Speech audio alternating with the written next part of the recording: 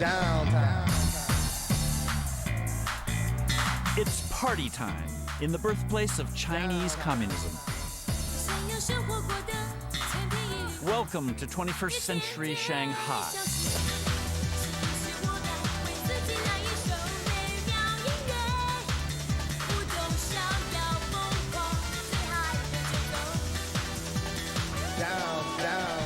With its science fiction skyline and hyper-scaled building boom, it's an imposing symbol of China's phenomenal growth. It's glorious to be rich is the party's new directive. A new middle class is creating a surge of wealth. A surge that is leaving millions behind.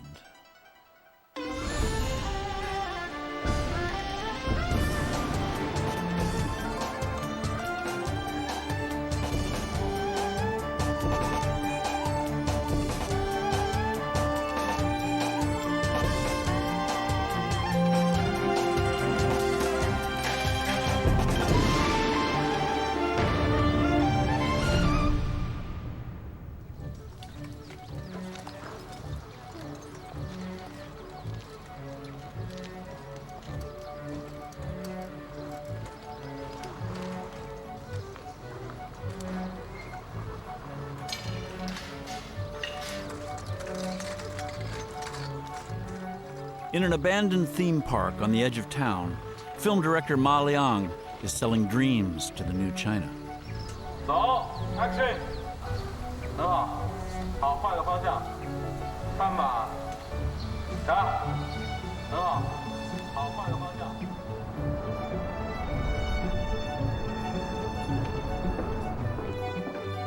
And in the heart of the city, designer Jenny Ji prepares to conquer the fashion world.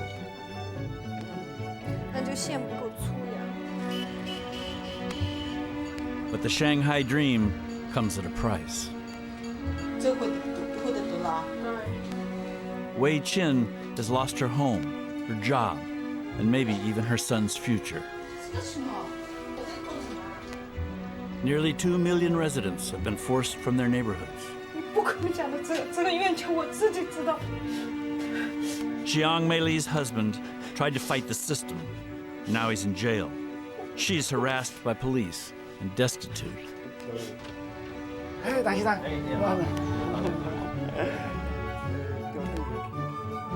Hu Yang captures a city of vaunting ambitions and wrenching despair. A world he fears could self-destruct. These are some of the lives caught up in one of the most stunning human transformations in the world today. And nowhere is that transformation more apparent than in Shanghai.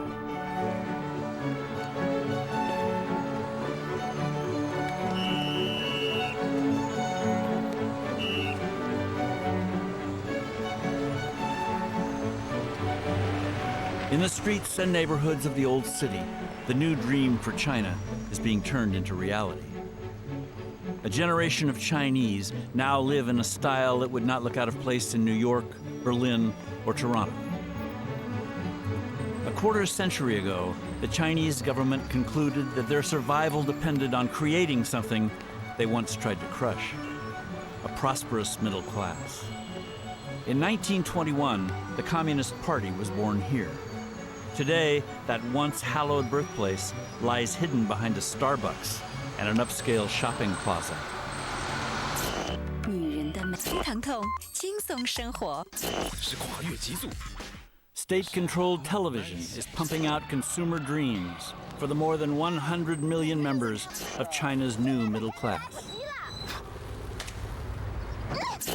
从这个头上去，站在这个摄像组在这个头上，在这边的头上，好吧，在这边的头上。 These ads have propelled director Ma Liang into the top ranks of Shanghai's booming advertising industry. 李岩，黄鱼站在那边。 These are exciting times for the 33-year-old director. He's part of the first generation in 50 years whose lives are not controlled by the Communist Party. Yeah, yes, that's very nice. Ma Liang owns a downtown condo, runs a successful business, and travels anywhere he wants. It's an astonishing transformation from his impoverished youth, when he and his family all lived together in 2 rooms. 我觉得就是说小时候很穷啊，整个中国都非常穷。 In those days, we all wore poor clothing, very simple clothing. There was no complexity in our lives. Everything was just ordinary. Back then, when I was a teenager, I could never imagine what I'd be like when I hit 30. The way the country was going, I couldn't see that there was any future for me. Now I'm always dreaming. Dreaming about what I'll do next. Dreaming about what I might do tomorrow. And now look at me. 从下面开始，一次慢慢的，我找一个最好的机会。 Ma Liang makes good money directing commercials for something that didn't exist even a decade ago, China's yuppie generation. 告别皱纹、眼袋和生理的衰老。 Across the country, women are determined to be part of the hip new urban lifestyle. Nearly half of all postgraduate degrees are earned by women, and women now make up 20% of the country's entrepreneurs. Jenny Ji started out studying economics. Today, she's one of Shanghai's hot young clothing designers. 现在这个我觉得像这种模特弄脏了比较好看，下次用茶水泼一泼，为什么？有一种成就的感觉。 She's the only female designer in the city to be invited to Shanghai's upcoming international fashion show. 作为一个新的一代的这个 I'm a designer from the new generation, and I feel great. I don't have the old restrictions and boring attitudes. Even though there are lots of problems to solve, I feel positive about what's happening to me. The old pessimism has gone, and I can embrace the new changes. I'm always dreaming of the choices available to me. 我们也是会遇到很多很多的困难，但是 The Communist Party likes to call the creation of its new middle class socialism with Chinese characteristics. Everyone else calls it capitalism. But this is capitalism with a centrally planned roadmap. Dear visitors, what you see in front of you is the planning model for Shanghai's central city, covering an area of 100 square kilometers. Shanghai's master plan for the future has its own building, complete with a detailed scale model. It depicts a city with 4,000 new steel and glass skyscrapers and a network of roads and highways that has doubled in just 10 years. This massive construction boom is bursting out of the city. The countryside is being paved over with suburbs that now stretch to the horizon. Suburbs like Forest Manor, one of the pricier estate developments, 40 minutes from the center of the city.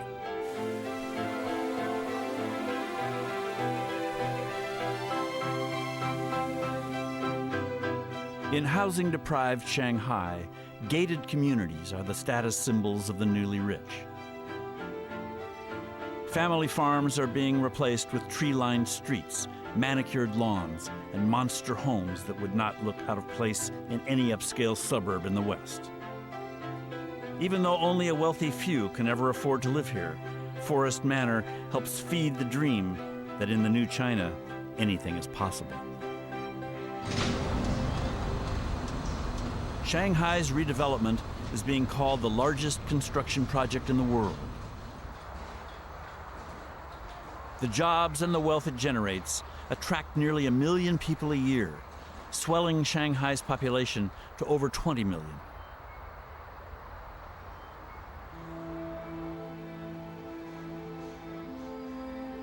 But there's a price to be paid for these towers of progress. Half of Shanghai's old neighborhoods have disappeared.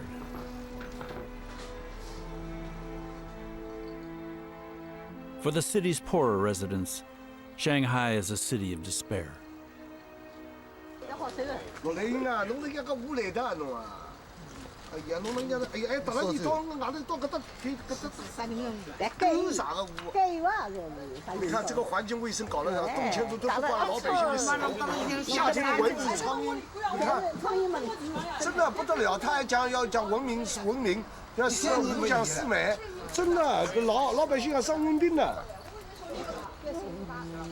Over the past 10 years, more than 600,000 families have been forced to move as their neighborhoods are destroyed.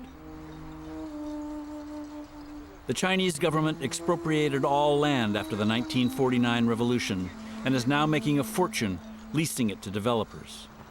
Thousands refuse to move, saying they haven't been fairly compensated.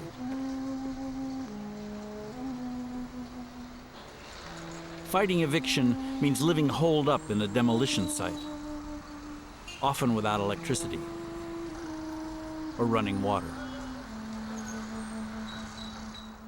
All across the old downtown, small ground wars are being fought.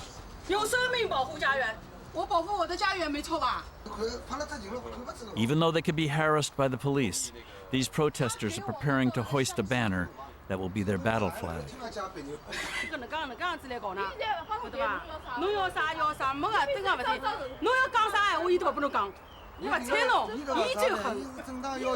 Residents accuse developers of paying them a fraction of what their property is worth, then trying to sell them expensive apartments in distant suburbs.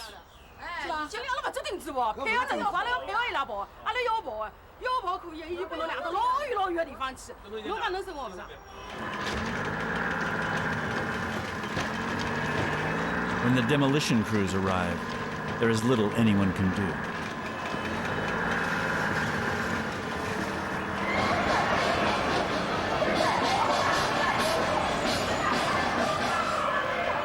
Resistance is seldom successful. Workers, some armed with sledgehammers, await orders to begin. There was no other choice. They had so many workers surrounding me. If I'd stayed in my house, how could I fight with them and hope to win? The only thing to do was leave. When Wei Qin's little flat was destroyed, she lost the only thing of value she'd ever owned.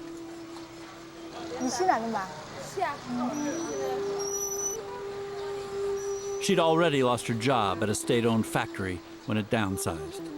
Now she barely survives on a small pension, still wears her old work clothes, and scrapes around for bargains. It's been a hard life. She lives with her son in a single room with only one bed.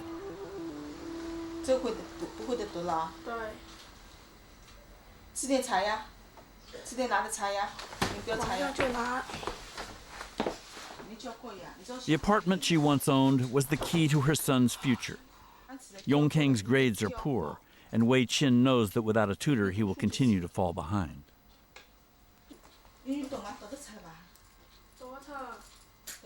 If the developer had offered me more money, my son would be better off.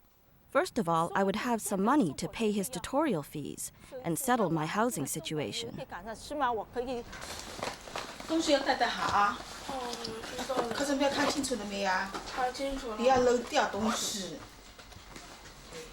And so, because of her son and her fears for him, Wei Qin will take a giant step.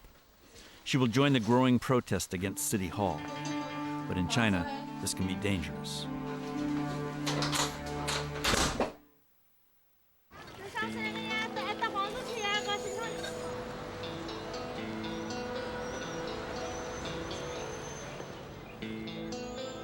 Millions of Chinese feel they've been betrayed by the government. They'd been raised on the promise of security and jobs for life. But in just one 4-year period, factory shutdowns left 24 million workers unemployed.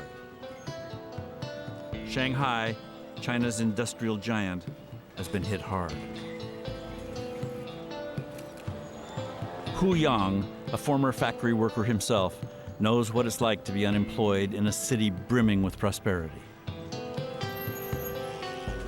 He's a struggling photographer who's published a book portraying the widening gap between the old Shanghai and the pampered new middle class.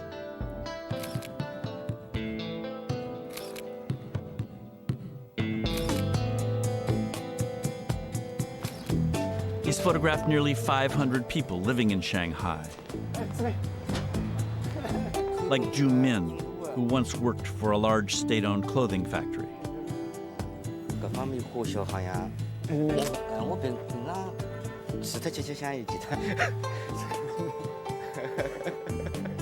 He owns a small tailor shop that just makes enough to support his family. And in an upscale suburb, Hu Yang documents the lifestyle of one of China's new entrepreneurs.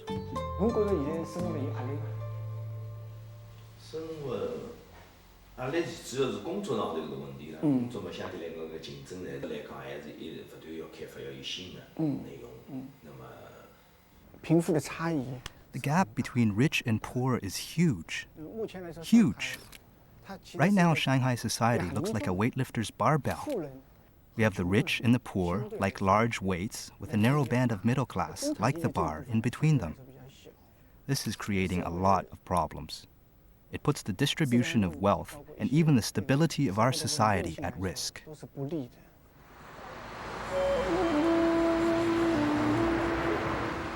Wei Qin is taking the bus to visit her mother. Buses keep arriving, but she won't take the expensive ones.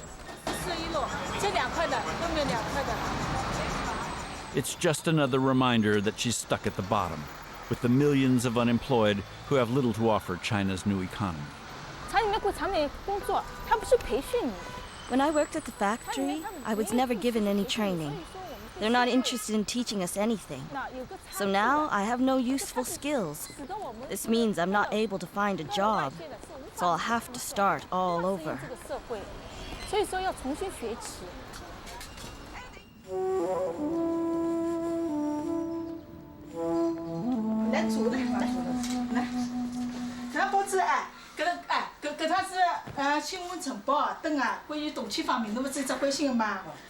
Wei Qin's mother is a pensioner, living in a small apartment a half-hour away.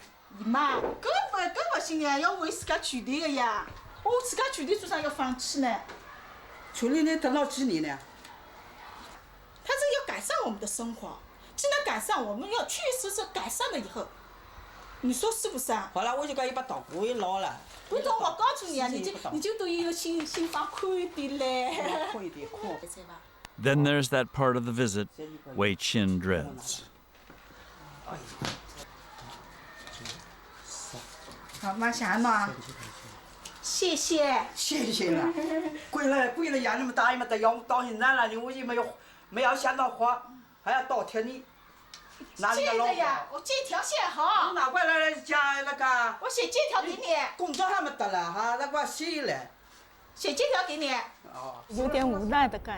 I have this helpless feeling that I don't have much choice. My mom can save a little here and there, but her pension is very small, so it's not easy for her to save much.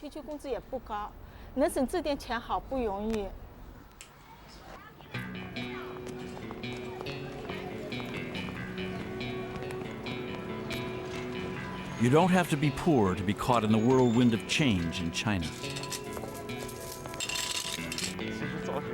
Even winners find themselves bewildered by the speed of transformation. Ma Liang directs commercials to pay the rent, but his real love is photography, and he's trying to capture the unease he sees around him. The series of photos I'm taking is called My Circus. I'm not just going out and taking pictures. I'm trying to create something more artistic. I want to use dramatic techniques to try and tell a story. It's really more like drama.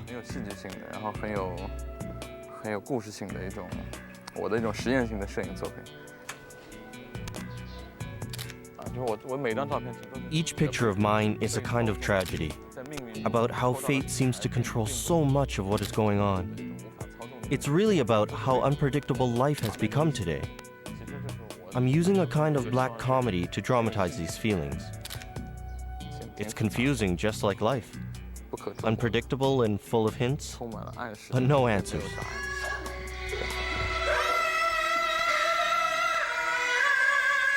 Many of China's young artists are experimenting with themes found in Peking opera. art that was once banned by the communist government.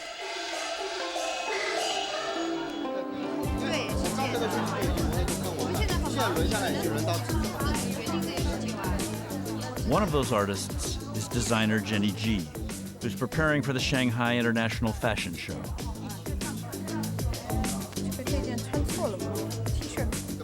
She's exploring designs that go back more than 2 centuries. This year, we are using the Peking opera. Those uniquely painted faces, I'm adapting those patterns. I want to capture the expressions and motion of Peking opera, using colors, patterns, beadwork, and different combinations of material. 和用不同的面料的这个组合，有些 pattern 图案放在一起的组合。但是我想问一下，你这个做完秀的话，像这件衣服可不可以卖给我？ With 2 boutiques in Shanghai and a growing international reputation, Jenny's work is her life. 我是一个非常比较容易满足的人。 I'm content with the way my life is going. I'm not worrying about when to get married or when to have children. And my family is not pressuring me either. 家庭也没有给我这样子的压力，可能。 So many are postponing marriage that the government is now worried about the sudden decline in the birth rate among the new middle class. 差不多了，可以了。 But right now, the only thing on her mind is the big Shanghai fashion show. It's only 2 days away.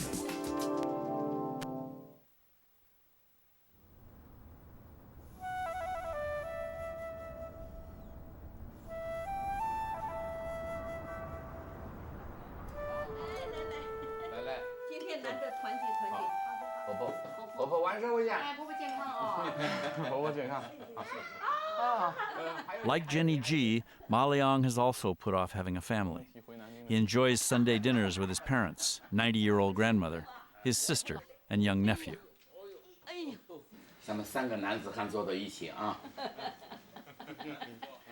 But Ma Liang admits that finding time for family is getting harder. Fewer and fewer people will be able to live close to their families. Today, there's more opportunity for young people. For example, I've got 9 employees working in my studio. With the exception of 1 or 2 who were born in Shanghai, all the rest come from other provinces. They want to pursue their dream, so they've had to leave home and now can only visit their families at the most, maybe once or twice a year.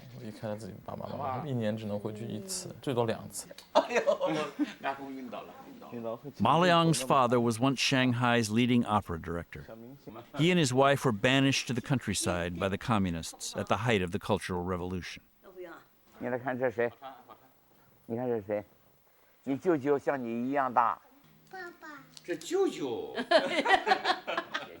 Ma Liang was conceived on a farming collective where his parents were forced to work. They laugh about it now, but his parents say it was their family that helped them survive the trauma of the Cultural Revolution. Today, the Chinese tradition of families living close together is gradually disappearing.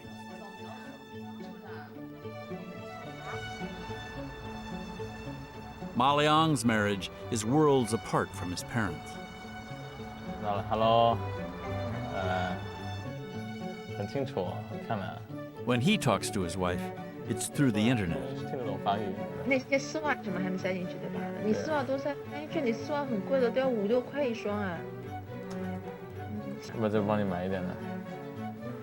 Ni Hua is in France studying fashion design.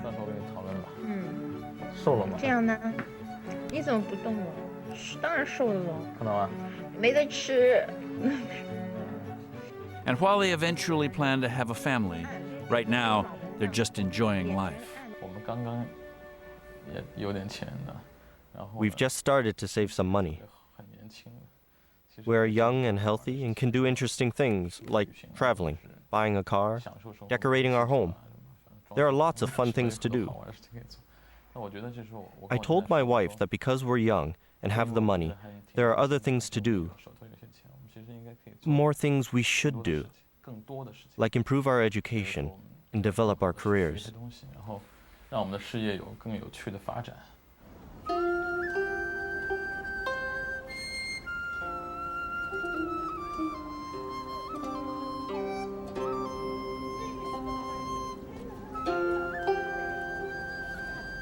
The new economy is also changing Jenny Ji's family. At the traditional Qingming festival, Jenny, her mother, and cousin are paying respects to her grandparents. She remembers their disappointment when the young generation began moving away.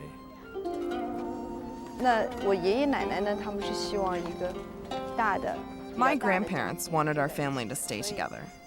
Traditionally, the more people in a family, the more prosperous you become. Nowadays, we have different ideas about this. But even though I'm not living with my parents, I still feel very close to them. The relationship is just the same as it always was.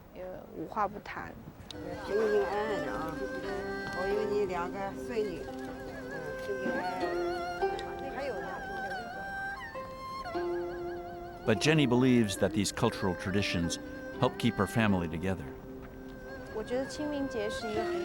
Qingming is a good festival. It allows the family to gather together and remember those who have passed away.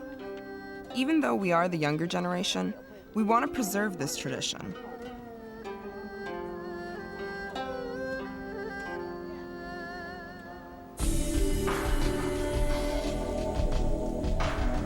At a recording session, Jenny is checking the soundtrack for her fashion show. 你就放这音乐的时候，那些模特就在后面，那些都外国模特嘛，然后排队的他们也在这扭。She moves easily between the traditions passed on from her grandparents and the exhilaration of the new China. She has the money, the education, and the talent to be comfortable in both worlds.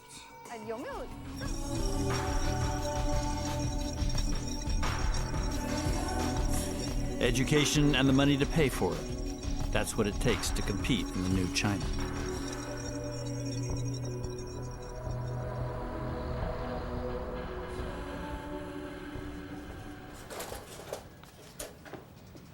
And that's what worries Hu Yang when he thinks about his daughter.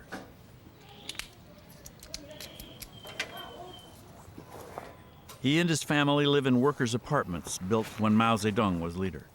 A slogan in his honor is slowly fading above the door.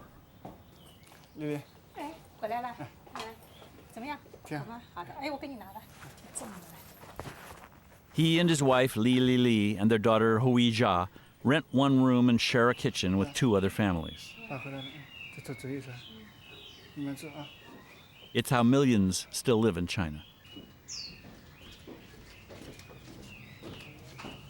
The cheap rent allows them to pay for something their generation was denied during the Cultural Revolution, a good education. We are typical of many Chinese families. Parents invest a lot of time and money on their child's education. They all expect a lot from their children. We expect them to be the very best in everything they do.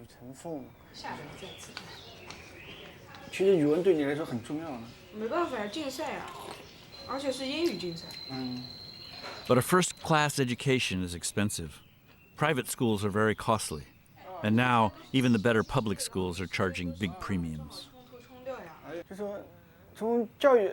Right now, our country has changed the rules governing high schools. This has led to the commercialization of the education system. I don't agree with this policy.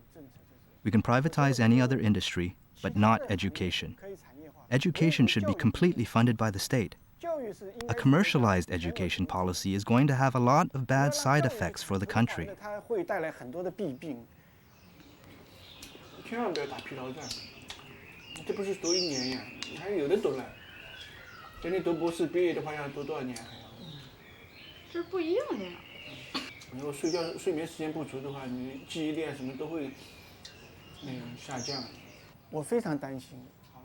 I worry about her a lot. She is only in grade 9, but already she's under a tremendous strain. Her test results show that she has the ability to get into an elite school later on. Even now, the teachers are pushing her to get perfect marks. That's the expectation. And that's what is putting such an overwhelming pressure on her. Hui Jia is anxious to get going. It's Saturday, but she's not off to meet her friends. She's going down the hall to study for the rest of the day.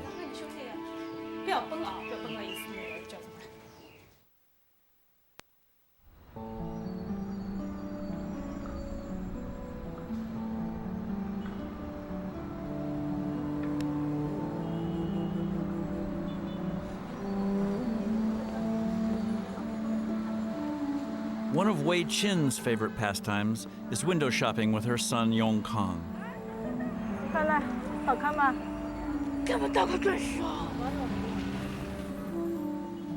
She likes to show him the promise of the new China. But she worries that he'll never be a part of it. When I see all this, I feel some bitterness. It makes me unhappy.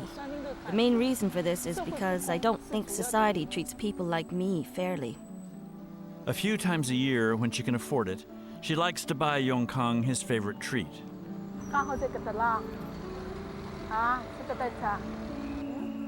A McDonald's hamburger. But she buys only one that they share.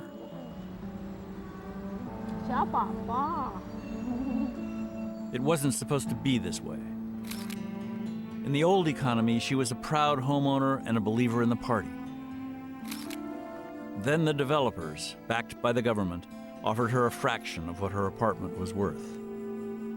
It was then Wei Qin decided to join the rising tide of protest and sue the government. I knew the odds were stacked against me. In 100 trials, there might be 3 or 4 successful cases. If there were even 10 positive verdicts, it would be a huge victory. I knew I would lose.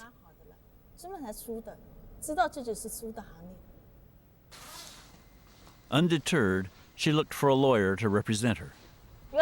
To sue, you need a lawyer, but they'll tell you no matter how much money you offer, they won't take the case. Like so many of Shanghai's protesters, Wei Qin was left to petition the courts on her own.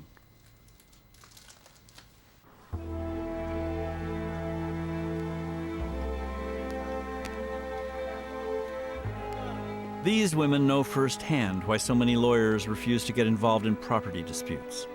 Jiang Meili and Mo Zhuajia don't look the part, but they're considered to be subversive. Their phones are tapped, and they're routinely harassed by police. They've been warned not to speak to the foreign media. So they come to Shanghai's famous waterfront, crowded with tourists and performers. Here, the two women can blend in and cautiously rendezvous with foreigners. When they see the police, they've learned how to quietly disappear, but they're determined not to be silenced.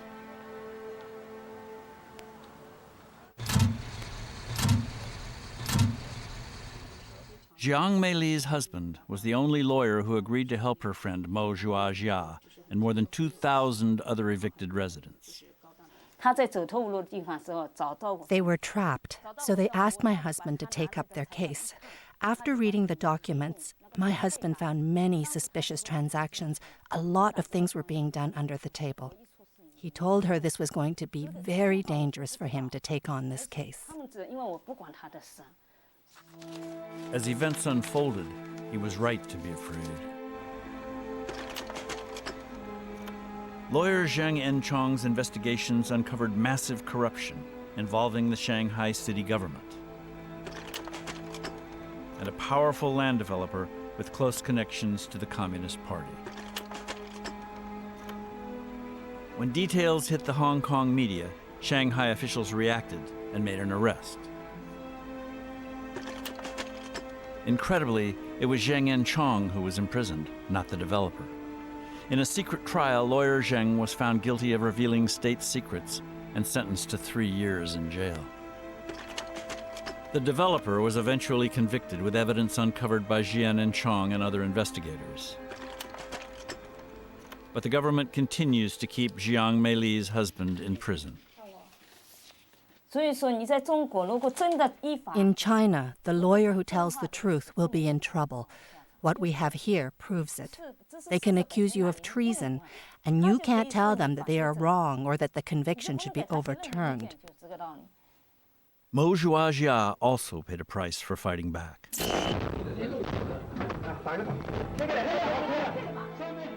The developer sent construction workers to break into her home and haul out her belongings. But her daughter had planted a video camera that recorded the police illegally participating in the eviction. Their home had been in the family for 3 generations. They were determined to fight back. Her daughter, Shen Ting, took their story to the Hong Kong media.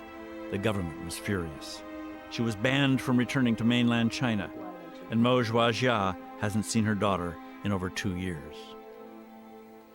The Shanghai government likes to tell the foreign press that the city is governed by fair and reasonable laws. So why are they afraid of us? They are afraid that we will tell the truth. What we said today is the truth. We didn't make it up. How our 2 families suffered because of this is also true. With just 2 families out of hundreds of thousands of families who have gone through similar experiences, they can't win in a fight against the government. They not only sent my husband to jail, they just barged into our house. You should know we have nothing now. We are poor, so poor. To be a lawyer for so many years and to be living like this. He didn't care about making a lot of money. He just wanted to help ordinary people.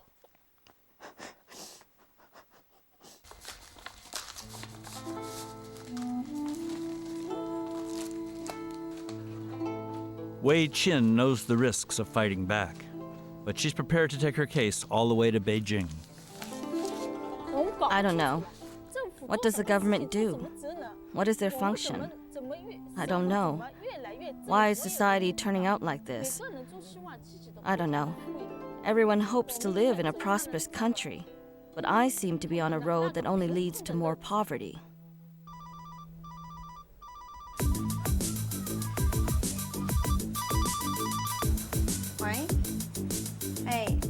In a neighborhood close to Wei Qin, the contrast between China's winners and losers couldn't be more obvious. 像素大概在每个在3兆啊什么的。你等一下，你这个把这个传真要么清一下，我们昨天把自动传真，喂。The new economy has brought prosperity for Jenny Ji and her friends. Unlike Wei Qin, there's no talk here of challenging the powers that be. If anything, there's a kind of political apathy. 奇怪的事是，比如说我和 It may sound strange, but when my friends and I get together, we never talk about politics. There are a lot of things going on that I don't know about. Maybe it's because I studied in Europe, but my feeling is that China is a totalitarian country, and getting involved is not going to change a thing. So I just live my own life. Eventually, things will change. 所以我是采取比较放弃的态度。我觉得应该会改变的。 Jenny can afford to wait. But will the millions of others yet to benefit from the changes sweeping China be so patient?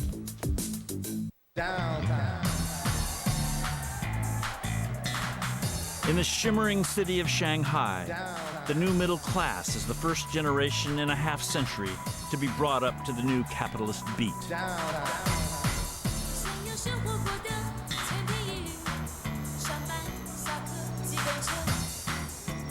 The frantic shop till you drop attitude has created a new mantra. You are what you have. There's an obsession for anything foreign, dance steps, clothing styles, and cool attitudes.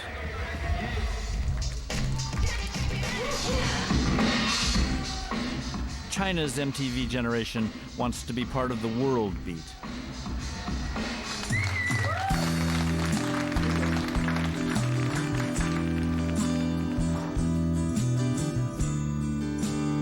Some worry that this Western invasion will bury Chinese culture. But the resilience of a 5,000-year-old civilization cannot be underestimated.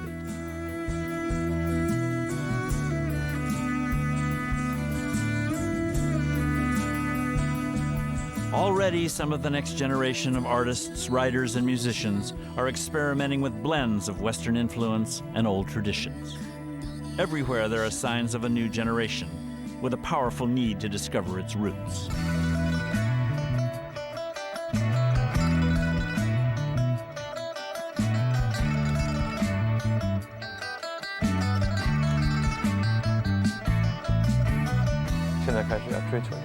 Now we are beginning to look for our culture.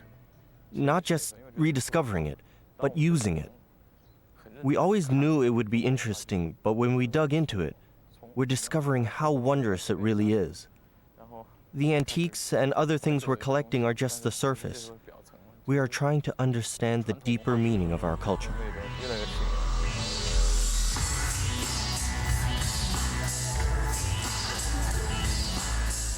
At the Shanghai International Fashion Show, Jenny G's moment has arrived.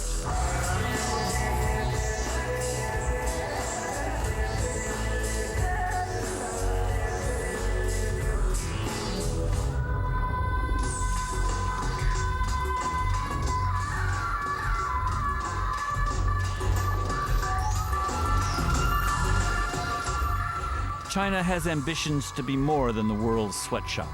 It wants to produce its own designs, its own unique products, and to do this, it needs to encourage talent.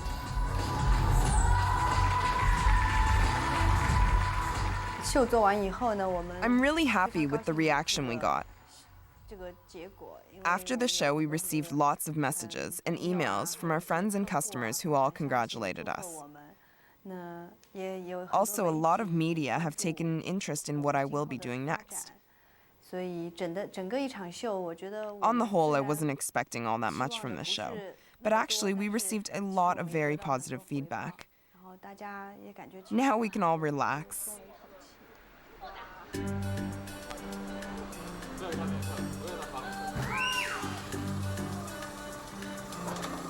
The next afternoon, there's a party to celebrate her success. Jenny recently bought a small townhouse in a suburb of Shanghai.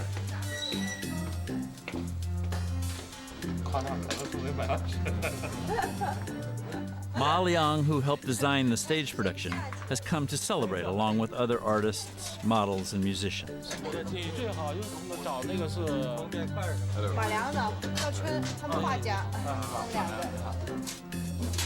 Though assembling Jenny's first barbecue is proving to be a bit more of a challenge.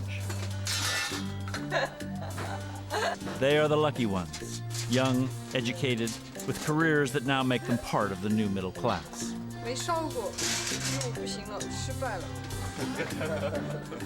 They believe that because they've made it, in time others will too.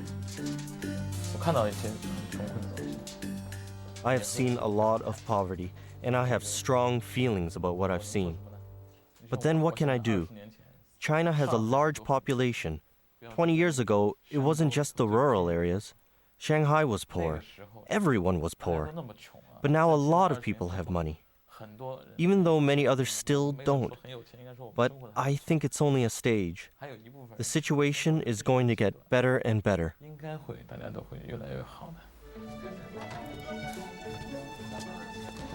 They can afford to be optimistic about the future. They are the future. Role models for China's ambitions in the 21st century.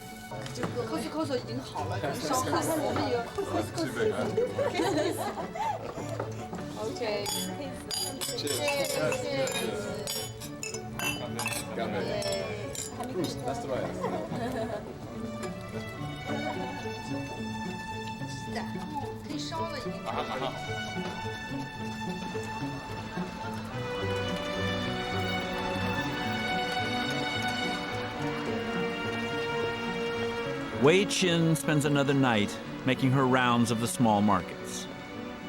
She is worlds apart from Jenny, Ma Liang, and their friends. They can afford to wait for the changes they are sure will come. Wei Qin cannot. Until she and millions like her feel part of the massive transformations taking place around them, China's dreams for the future remain unsettled. Hope you enjoyed China Rises. To find out more about this incredible series and China, make sure you check out the China Rises website. You can watch interviews and streaming video, learn what it took to film the docs, and tons more. It's a great site. Coming up on CBC News World's The Passionate Eye, another great film on China. This one's called Concrete Revolution, this time from the perspective of a Chinese filmmaker. Now, tomorrow night, there's another show I'm excited about. We flash back to the 60s for the story of Canada's original music superstars. It's called Shakin' All Over. That summer, we decided to tour Saskatchewan. and we saw an incredible thing. A girl right out of high school, Joni Mitchell. Night in the city looks pretty to me. She opened my eyes to music. She takes a lot of specifics, but makes the specifics seem magical. Well, there you have it. I'm your buddy George. You can catch me Monday through Thursday on the hour on CBC News World. Right now, though, stick around for CBC News Sunday night.